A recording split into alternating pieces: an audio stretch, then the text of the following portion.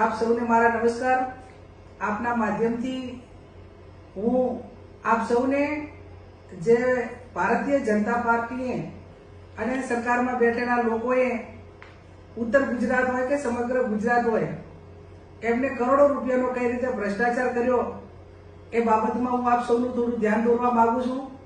પહેલા તો ભારતીય જનતા પાર્ટીનું નામ બદલીને ભારતીય ભ્રષ્ટાચાર પાર્ટી રાખ્યું હોત તો એ વર્તમાન સમયમાં હું માનું છું ત્યાં સુધી બંધ બેસતું આવે છે।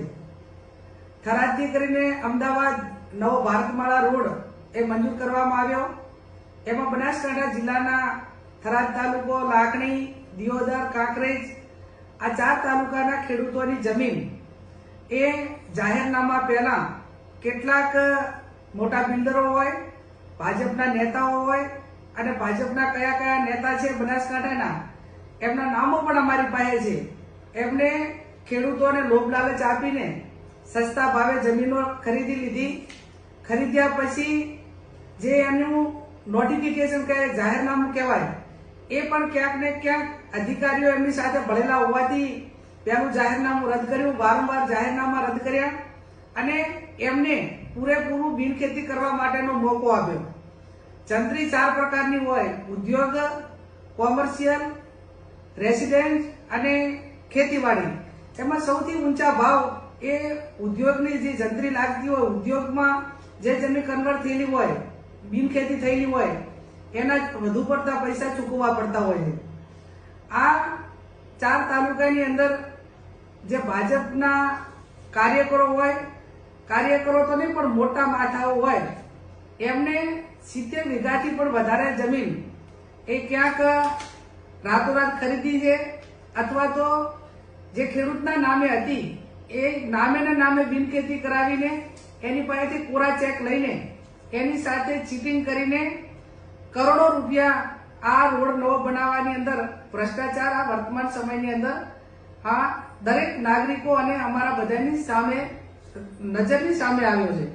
આ બાબતમાં ખેડૂતોએ અમારું ધ્યાન દોરતા એને વિગતથી ઊંડાણમાં ઉતરીને અમે તપાસ કરી તો એની અંદર 1500 થી વધારે વીઘા જમીન એ ખેડૂતોની કપાય છે।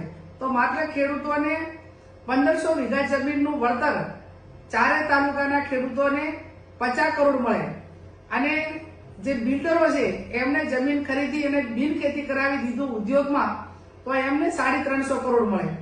એટલે ક્યાં 1500 વીઘા જમીન અને ક્યાં 70 વીઘા જમીન। આ તો માત્ર બનાસકાંઠાની વાત છે। આ જે જમીનનું જે ચૂકવણું કરવાનું થાય એ જે ઉદ્યોગમાં જેને પણ જમીન કન્વર્ટ કરાવી એનું લિસ્ટ પણ અમારી પાસે છે।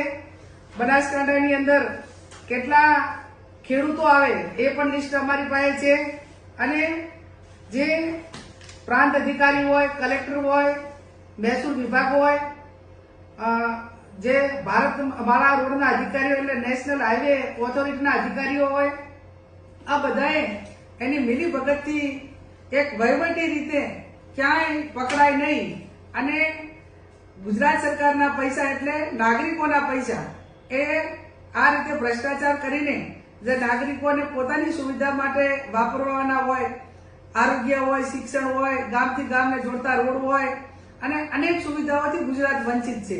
અને આજે આવા રોડ બનાવવા માટેનો હાલ કોઈ ડિમાન્ડ પણ ન હોય અને જ્યાંથી ભારતમાળા રોડ નીકળે છે ત્યાંથી કોઈ નથી સિટી એરિયા આવતો, નથી કોઈ ઉદ્યોગ માટેનો કોઈ ઝોન આવતો કે કોઈ માત્ર ને માત્ર ગ્રામ્ય વિસ્તારની ખેતીની જમીન ઉદ્યોગોના નામે આ રીતે ખોટી રીતે બિનખેતી કરેલી છે।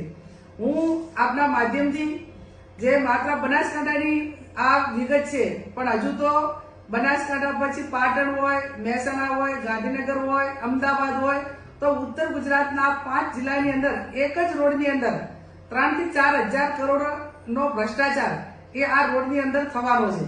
અને આને આ રીતે જેમ બનાસકાંઠામાં જે રીતે બિનખેતી કરાવી આવીને આવી પાટણમાં પણ છે, ત્યાં મહેસાણા, ત્યાં ગાંધીનગર અને અમદાવાદ। આ બાબતનું ધ્યાન એ ગઈકાલે કેન્દ્રીય મંત્રી નીતિન ગડકરી સાહેબને મળીને એમને તમામ વિગતો આપી છે। કેન્દ્રના જે સેક્રેટરી ઉમાકાંત કરીને છે એમને પણ મળીને રૂબરૂ મુલાકાત લઈને આ તમામ વિગતોથી માહિતગાર કર્યા છે।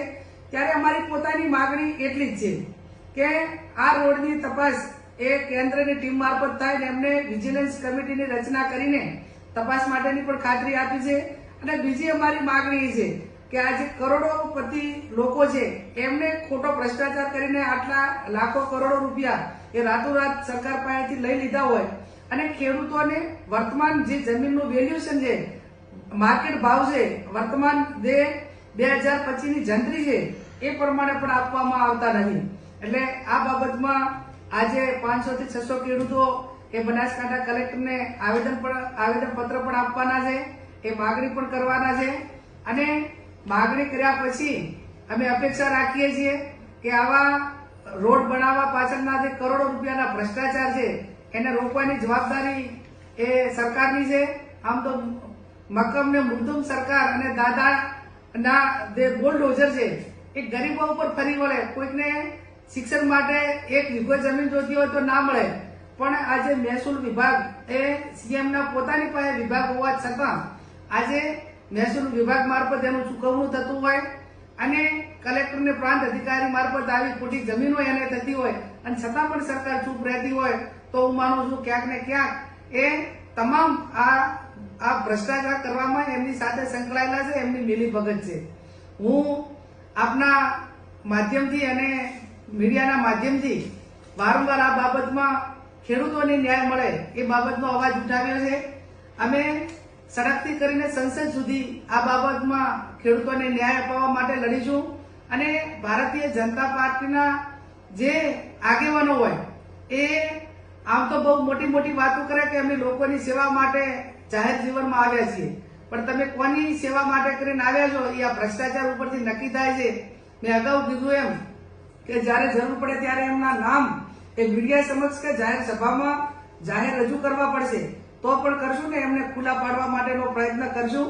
અને આ રીતે જે સમગ્ર બનાસકાંઠા અને ગુજરાતની અંદર તમામ જ્યાં પણ ડેવલપિંગ થતું હોય ત્યાં કોંગ્રેસ પાર્ટીના આગેવાનો હોય અને આમ જનતા હોય ક્યાંક ને ક્યાંક જાગૃત થઈ અને આ ભ્રષ્ટાચારની સામે આપણે સામૂહિક રીતે બધે લડવા માટેની જરૂર છે.